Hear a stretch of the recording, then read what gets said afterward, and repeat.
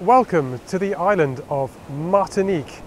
Here, this island, which sits between the Atlantic Ocean and the Caribbean, is just idyllic.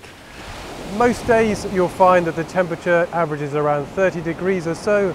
The sea temperature is roughly about 25 to 30 degrees as well, I believe, at some times of the year. So it's an absolute perfect, idyllic, just wonder to come to in the Caribbean. Most people know in the English-speaking world as St. Lucia, which is actually, you could probably see it if you got up high enough. It's just south of here. I think it's about 20 miles south. But not a lot of the English-speaking world really know about Martinique. So I thought I would come back over here, and this is actually my second time here, and show you some of what it is that can be done on the island. Now, I've already been here since Monday. Today is Thursday, but I haven't had much time to vlog as I've been trying to reacquaint myself with the island and see what it is that I can do. Now, one of the things I am going to do is a little bit of beach photography and getting in the waves with my camera. You might be thinking, well, you're mad to do that, but I've been lent an underwater housing by a company called EWA Marine in Germany. So I'm very grateful to them for lending me that housing, and hopefully you'll be seeing some images from by the side of the beach and also underneath the waves on here in Martinique.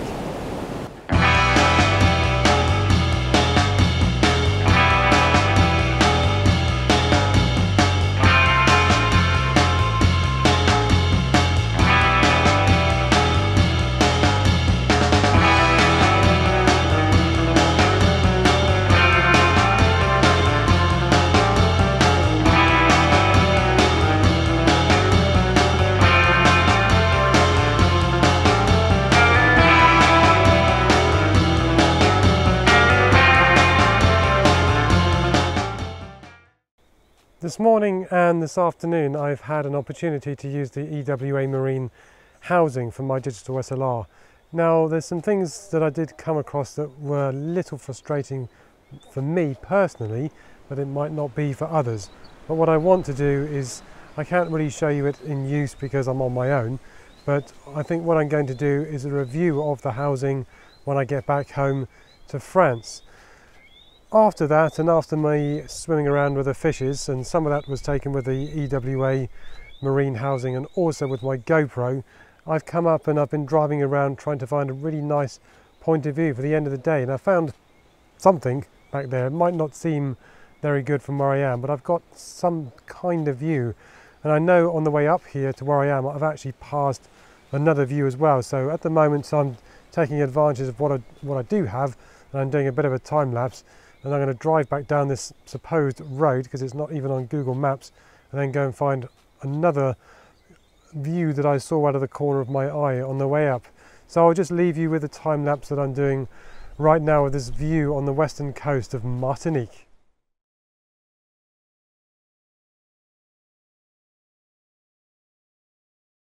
It's dawn on Friday the 25th of May, and I'm somewhere I didn't really expect to be. There's a lighthouse which is just, if I just swing around a little bit of it, now you can see the lighthouse behind me.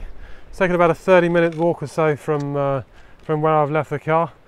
I didn't really expect to come here this morning, and the reason is that I was driving down a road last night which I thought could be quite interesting, but I was driving into rain. So over that way, if I just turn around, you'll see behind me all the storm clouds that are there, but I think it's that's going to be clearing. So when I've finished here with the point of view that I've got up here, I'm going to go back down to my car, which is about 30 minutes away, and then I'm going to drive off up into the hills. I'd really like to see if I can get the Mont Poulet, the volcano that's up there. Hopefully the cloud will clear enough that I can go and get that. And then I'm also going to go to the northwest of the island as well today and have a look around. So this is my dawn shoot here on the edge of Martinique, and over there that's the Atlantic, and over that way that's the Caribbean.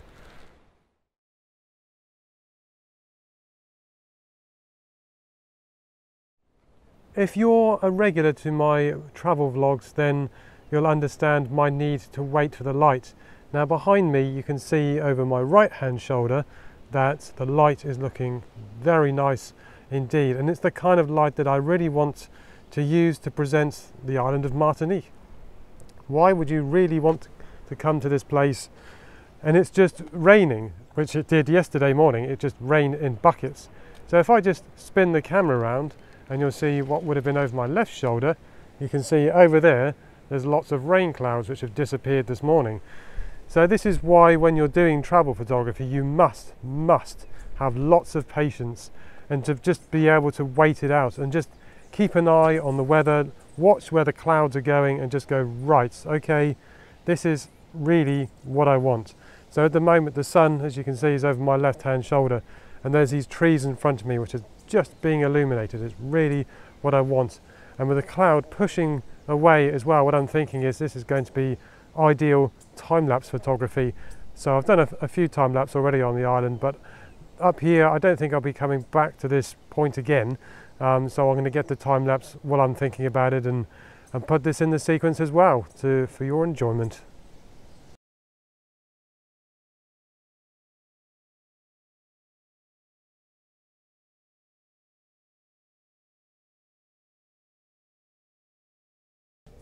After the beautiful light of this morning, I spent most of my day hunting around for some proper maps of Martinique, because I've been getting very fed up with the kind of touristy road map that you get when you pick up your hire car.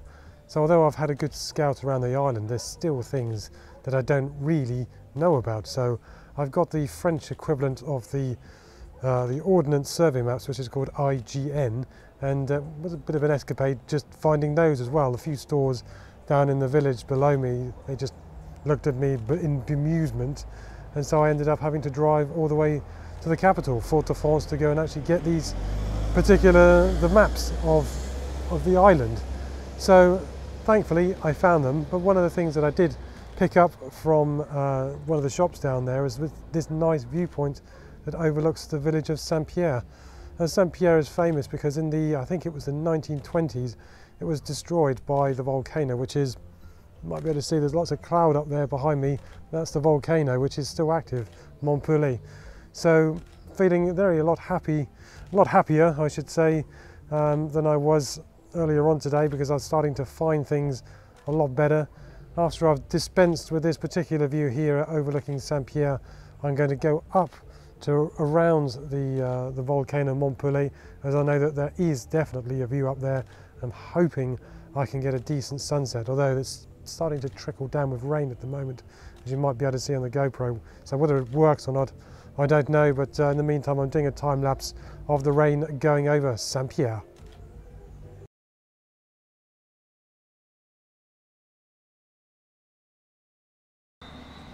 It's dawn and it's raining here in Martinique, but I've managed to get something very quickly. I recce'd this place last night and just quickly forgot it on the drive up here, just trying to think where on earth was it, because when you've seen one place once in the dark, it's never that simple to go and find it again, especially when you don't know the area.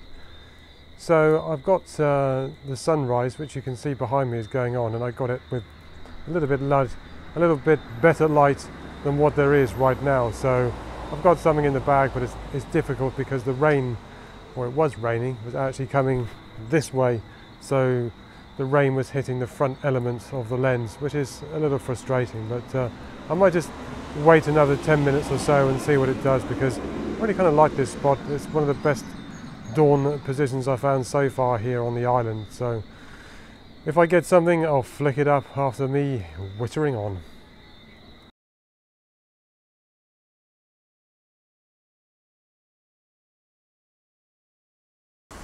As I mentioned before, I bought some IGN maps yesterday, and they are like the 1 to 25,000 Ordnance Survey equivalent that you get in France. So I spent about half an hour or so scouring one of the maps last night just to find all the particular viewpoints that they had marked down. This was one of them, and this was one that I hadn't discovered. It wasn't on the tourist map at all, and it's actually pretty good down there, apart from at the moment it's obviously raining, as you can probably see.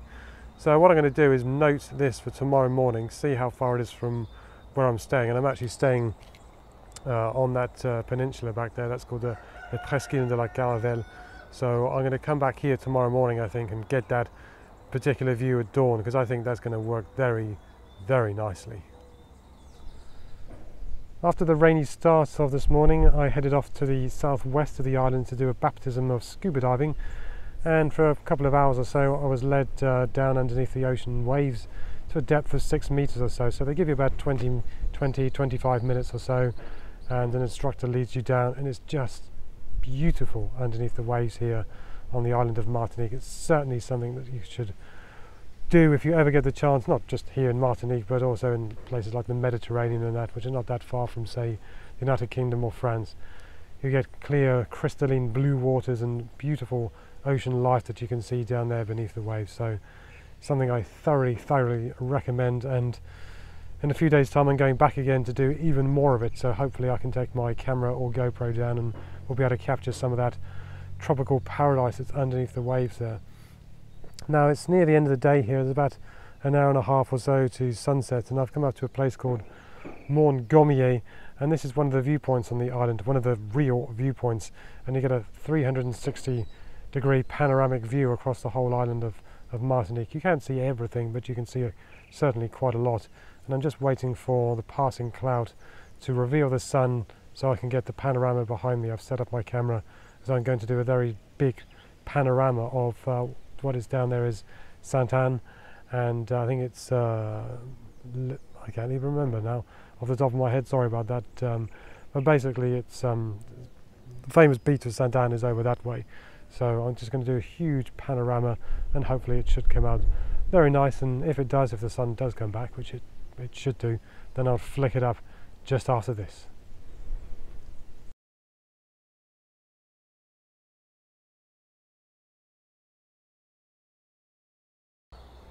A question that gets asked a lot is, do I or don't I use ND grads to be able to produce some of the images that I do? And then a lot of other professional landscape and travel photographers get the same question. And the answer is, it depends. Because there's certain scenes whereby if you use a grad, then at times it overcomes certain obstacles. So for example, if you've got a tree blowing in the wind, which is actually cutting over the horizon, then trying to blend it isn't always going to work. The situation behind me is another one of those sort of areas whereby you look at it and you think, don't I use a grad?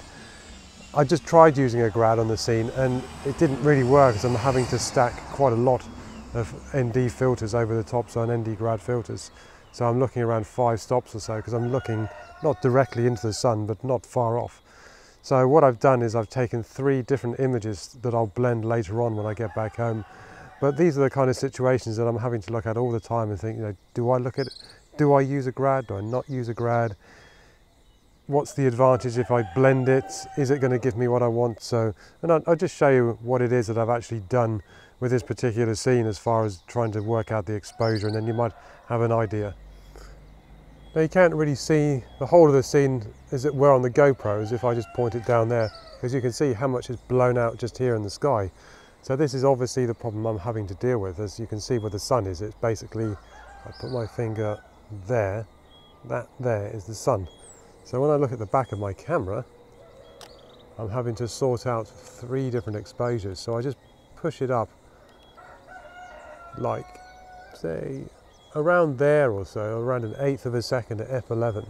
That's going to give me the detail here in the foreground and some of the detail in the Presqu'île de la Caravelle there. So if I take an exposure, if I knock it down, if I leave it 1/8 of a second, it might give me some flare.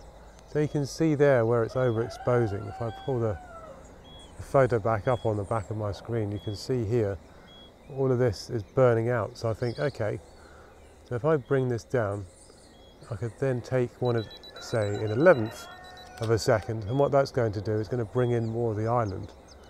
So you're talking multiple exposures here. Probably, maybe even if I went to 1/30 of a second, that might give me, that's a lot better for me there, because I'm then getting more detail now in the sea and then on the island at the back there.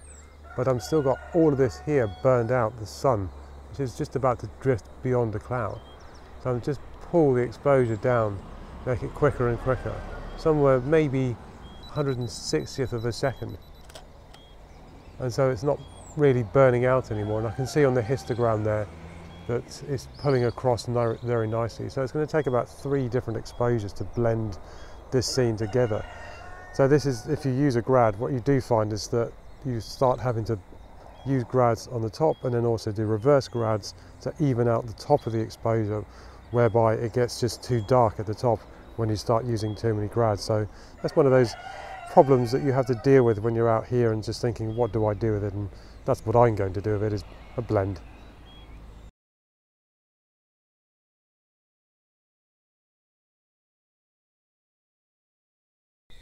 I'm up early again for dawn here on Martinique, and I'm thinking, am I ever going to get a really decent dawn? I've had one or two since I've been here, but it's getting a little frustrating because I'd really love to go away with some fantastic images of the island. Getting stuff in the middle of the day is actually quite simple because it seems to have blown over the bad weather that you can see on the horizon behind me. And that's always the issue for me. I know people love seeing these moody images and you know, I just think, well, yes, they're okay, but when you're trying to present a particular image of an island, then it's not really what I want. Do you really want to say to people, come to Martinique, it looks wonderful in the rain? You're not going to do that, are you? So I'm forever trying to search out the best light that I can for a particular place, and this place just does lend itself to the beach holiday, and you can't show people grey weather. Okay, it happens, but it's just not really what I want to present.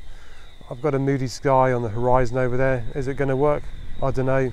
Carry on trying to shoot, and then you'll see after this. Well, my initial first morning grumpiness is turning into more of elation right now because the sun is tripping up over the clouds and giving this gorgeous side lighting on the view. I'm still at the same view that I was moaning about earlier, so I'm starting to feel a lot more relaxed and happier, really, getting what it is that I'm getting, because there's been so many dawns that have just failed, and I'm just looking at this one and thinking, at last I'm getting something that looks quite pleasing, really. So it's been worth the effort, really, of just waiting around and getting up at all these early morning dawns and just thinking, is this or is this not going to work? And I think this morning is going to be one of those mornings where finally things might be coming together. So I'm just going to carry on shooting, and I'll leave you with a shot in a minute.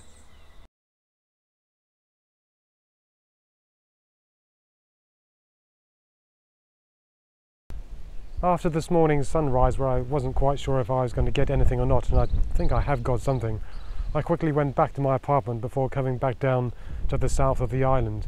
Now, I spent a good couple of hours on what must be one of the beautiful beaches that I've seen so far here on the island, and it was just stunning. I did have to wait a while to get one or two of the images that I was after, and there was also a boat in the shot that I wanted. I just needed to get it in the perfect position, and it took probably half an hour, 45 minutes to wait for that boat to just slowly move into position and find the right composition to make it look like the island paradise that it is. Now, this afternoon what I've done is I've come back up to Montgomier, because the view up here is just fantastic of the island of Martinique. And the other day when I was here, it wasn't quite working as I really wanted it to, but now the light is really how I want it to. It's a little harsh, it's about 1:30, 2 o'clock or so in the afternoon, but I'm getting some really nice time lapse of the view from up here over the island. So I'm doing 2 at the moment, and my camera's over there clicking away. I just wanted to get away from it, really, and just relax just a little bit. So that's what I'm doing this afternoon. I'm not sure where I'm going after this, or where I'm even going to do sunsets. Tomorrow being Tuesday and Wednesday, and then also Thursday, I'm doing more scuba diving. I'm doing a level 1 course of scuba diving. I've been told that after the second one I can take my camera down, so we will see if I take my GoPro or if I take the EWA Marine housing with me. I'll see. But also the beach that I went to earlier on, the water there is very clear and very calm, and it's not very deep at all. So I might go back there early one morning after I've done a dawn, if it happens, and then see what it is that I can get. A lady was telling me that there is a lot of fish in the bay there, so we'll see. But in any case, I'll leave you with a view of Montgomier.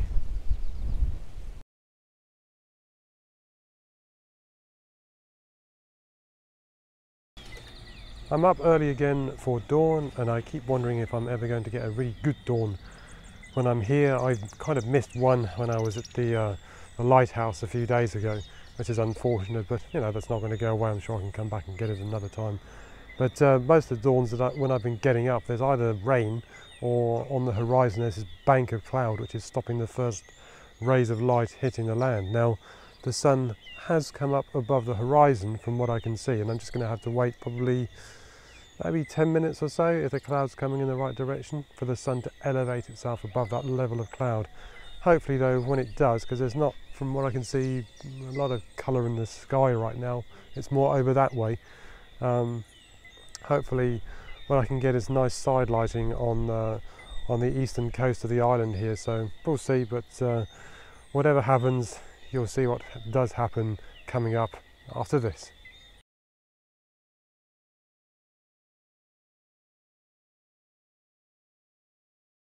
This morning I'm headed out on my fourth dive with Mada Plongée, and it's quite a boat full here. We're going out, I don't know where to, but this morning I've been allowed to take my big camera with me, my digital SLR. I've also got my GoPro that I'm going to be having on my wrist and seeing what it is I can photograph underneath the waves. There's 1, 2, 3, 4, 5, 6, 7, 8, 9. There's about 10 of us out here on the boat, and I know from what I've been doing the last few days, whatever we're going to be doing, it's going to be absolutely beautiful down there. So keep watching, and then you'll see what's going to be coming up very, very soon.